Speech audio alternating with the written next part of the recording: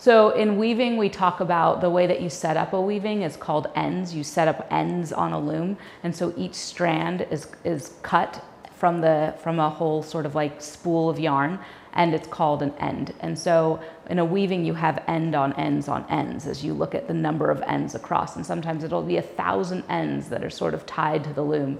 So for me, that was like this really beautiful metaphor of thinking about how am I like weaving myself into 1,000 ends, so that it's a continuation of a story, and changing the story, right? So that the story sort of exists and lives in one way, or like my grandma's life until she passed was like told and understood in a singular kind of way. And for me to take that and now weave my experience back into it, or put her experience next to my grandma from my other side, like it changes the cloth, it changes the way that like whole story and fabric can get told.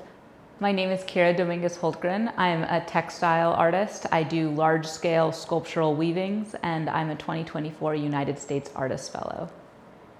So becoming a 2024 United States Artist Fellow has meant that I was one of 6 people chosen who are part of the craft conversation in the United States. And being part of the craft conversation means that we bring a lot of focus to aspects in contemporary art that are more body and hand driven. So whether that's woodworking or glass blowing, ceramics, textiles, a lot of those arts that sort of have been traditionally thought of as maybe artisan are now being seen within a critical conversation of contemporary art and contemporary craft.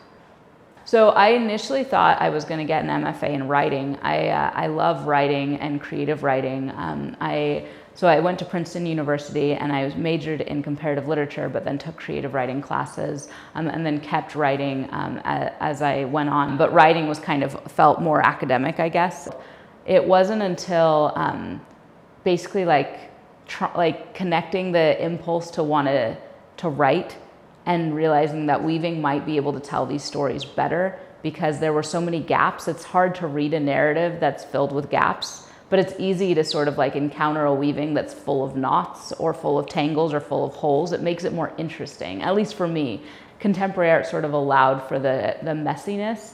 And I sort of imagine it too, that I'm leaving future generations this like fabric for them to cut up or unweave or take apart so that they can also weave into these ends.